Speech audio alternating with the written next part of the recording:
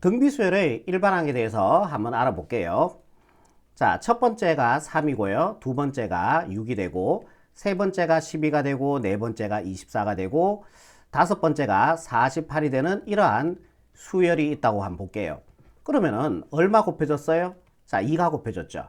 얼마 곱해서요? 2가 곱해졌죠. 얼마 곱했습니까? 2가 곱해졌고요. 얼마 곱했습니까? 2가 곱해졌죠. 이렇게 일정한 수가 곱해지는 수열을 우리는 등비수열이다 라고 얘기합니다. 그리고 이 곱해주는 수 있죠. 이걸 갖다가 사람들은 공비다 라고 얘기해요. 이 일정하게 곱해주는 이 수를 갖다가 우리는 공비다 라고 얘기해요. 용어니까 하나 기억하시면 되고, 공비는 알파벳 소문자로 R이라고 쓰고요. 자, 이럴 때 공비가 2다 이렇게 얘기해 주면 되는 거예요. 그리고 얘를 첫 번째 항이라 보고, 자, 얘를 두 번째 항이라 보고, 자, 얘를 세 번째 항이라 보고요. 자, 얘를 네 번째 항이라 보고, 자, 얘를 다섯 번째 항이라 봤을 때, 그러면 첫 번째 항, A1 또는 A라고 쓰죠. 첫 번째 항인 3이 이렇게 된다라는 얘기예요. 자, 여기까지 무슨 말인지 이해되시죠? 자, 그러면은 여러분들이 이런 의문이 안 생깁니까? 쌤, 이게 같을 등자거든? 이거는 뭐 B거든요, B. 자, B가 같은 수열이에요. 이렇게 되면은 일정한 수가 곱해졌기 때문에 뭐라고 해야 돼요? 등곱수열 이렇게 해야 되지 않을까요? 근데 왜 등비수열이라고 했을까요?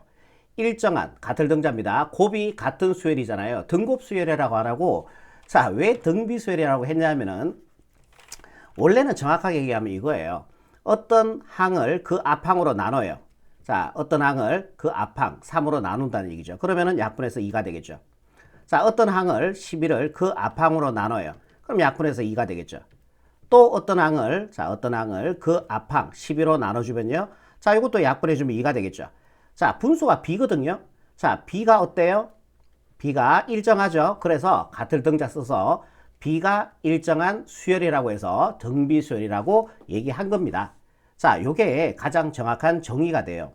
그럼 여기에서 우리가 뭐가 하고 싶으냐면은 이렇게 계속 하다가 그럼 우리가 100번째 항도 구하고 싶고 1억 번째 항도 구하고 싶은 거예요. 그러니까 우리가 등비수열의 일반항이라는 걸 만들어 줄 거거든, 지금부터. 그럼 일반항을 만들어 주면은 뭐 95번째 항도 구할 수 있고요, 100번째 항도 구할 수 있고요, 1000번째 항도 구할 수가 있는 거예요. 그래서 일반항을 한번 생각해 볼게.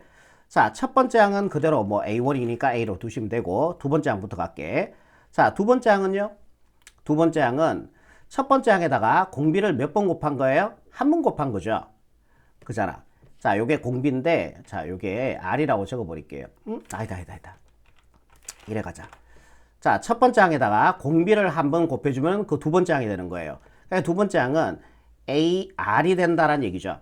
자, 요걸 A라고 쓰기도 합니다. A1을. 첫 번째 항에다가 공비를 한 번 곱해주면 두 번째 항이 되는 거예요. 그러면 세 번째 항은 어떻게 될까요? 자, 세 번째 항은, 자, 한 칸 움직일 때마다 공비가 한 번씩 곱해주면 돼요. 세 번째 항은 항상 첫 번째 항 기준으로 보는 겁니다. 첫 번째 항에다가 공비를 두 번 곱해주면 세 번째 항이 돼요. 동의하시죠? 그러면은 AR의 제곱이 되겠죠. R 두 번 곱했으니까요. 첫 번째 항에다가. 자, 네 번째 항은 어떻게 될까요? 자, 네 번째 항은 또 공비를 한 번 더 곱해주면 되니까 항상 첫 번째 항 기준으로 보는 거야. 첫 번째 항에다가 공비를 몇 번 곱했습니까? 네 번째 항은 세 번을 곱했죠. 그래서 AR의 세제곱이 된다는 얘기예요. 그럼 이렇게 쭉 간다면은 n번째 항은 어떻게 될까? 이게 바로 우리가 등비수열의 일반항이다 라고 얘기하는 겁니다. 그러면은 두 번째 항 AR, 세 번째 항도 AR, 네 번째 항도 AR까지 다 똑같죠. AR까지 그대로 가시고요. 규칙성입니다. 2면은 1이고요. 3이면은 2고요. 4면은 3이에요. 오호? 하나 주네? 그렇죠. 그럼 n이면은 하나 줄면요. n-1이 됩니다. 이게 바로 그 유명한 등비수열의 일반항이다 라고 얘기하는 거예요. 이게 바로 등비수열의 일반항이 되는 겁니다. 자, 요거 반드시 기억해 놓으시고요. 자, 그리고 등비수열의 일반항은 생김새도 여러분들이 외워주셔야 되는데 지수가 n에 관한 1차식으로 나와주면은 무조건 등비수열입니다. 다시 제가 뭐라고 얘기했습니까? 지수가 n에 관한 뭐다? 관한 1차식으로 생겨주면은 자, 그 수열은 AN입니다. 물론 AN이 지수가 n에 관한 1차식으로 생기면은 그 수열은 무조건 무슨 수열이다? 등비수열이다. 그 내용까지 여러분들이 반드시 기억하셔야 됩니다. 자, 그러면은 예를 들어 드릴게요. 만약에 AN이요. 3 곱하기 2의 n-1제곱 이렇게 돼 있어요.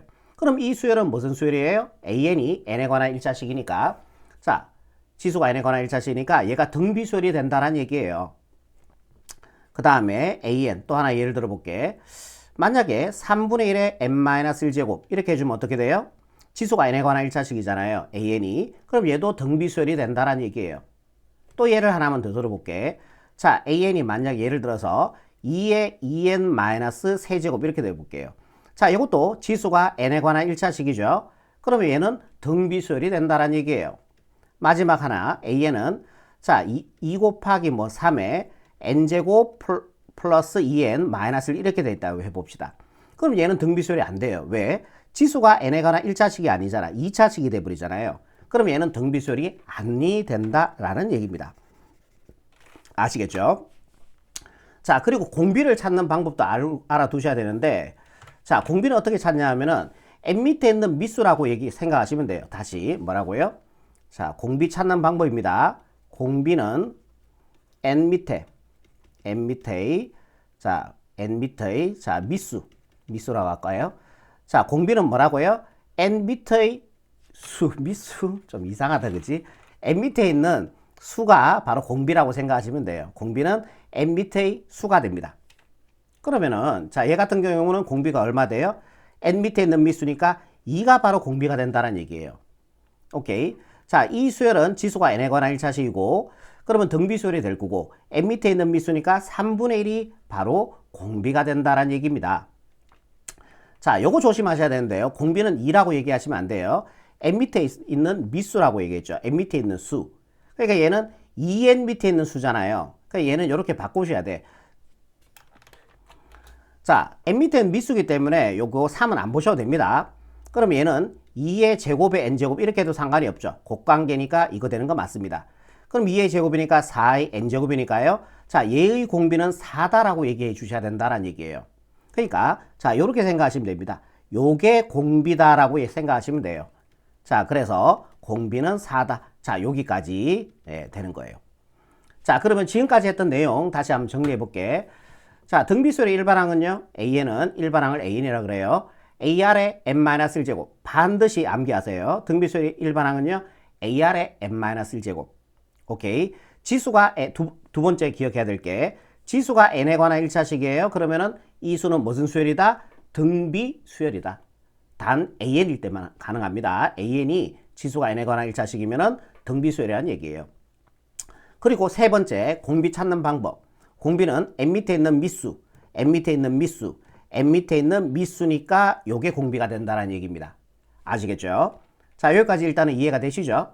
자, 이제 자, 이 수열의 일반항도 한번 구해볼까요? 이왕 했으니까. 자, 이 수열의 일반항은요. 자, 공비는 2죠. 20 곱해주고 첫 번째 항은 얼마가 됩니까? 공비가 2고 첫 번째 3이니까 이 수열의 일반항, 즉 A는 A가 3이죠. A 곱하기 R이 2입니다. 자, AR의 n-1제곱 이게 바로 이 수열의 일반항이 된다라는 얘기입니다. 한번 해볼까요? 세 번째 항이 10이죠. 그럼 n자리에 3 집어넣어주면 돼요. A3은 3 집어넣어주니까 3 곱하기 자, 여기다 3 집어넣어서 1 빼주니까 2가 되어서 제곱해주니까 4가 되겠죠? 그래서 세 번째 항 10이 나오는 거 확인도 되죠. 무슨 말인지 알겠죠? 자, 이제 다 끝나갑니다. 이제 하나만 더 하면 끝나요. 자, 등비중앙에 관한 건데 등비중앙. 자, 간단하게 그냥 볼게요. 자, 요렇게 세 개의 수를 가져와 볼게요. 아무 수나 가져와도 상관이 없는데 3, 6, 10이라는 요렇게 세 수가 있다고 볼게요. 20 곱해지는 등비수열이죠. 그러면은 가운데 걸 제곱해 보세요. 36이 되죠. 자, 얘 두 개 곱해 보세요. 양 사이드를 곱해 보세요. 3 곱하기 12가 되죠. 그러면 36이 되죠. 어때요? 같죠. 이게 등비중앙이라고 여러분들이 생각해 주시면 됩니다. 그래서 자, 요렇게 정리해 드릴게.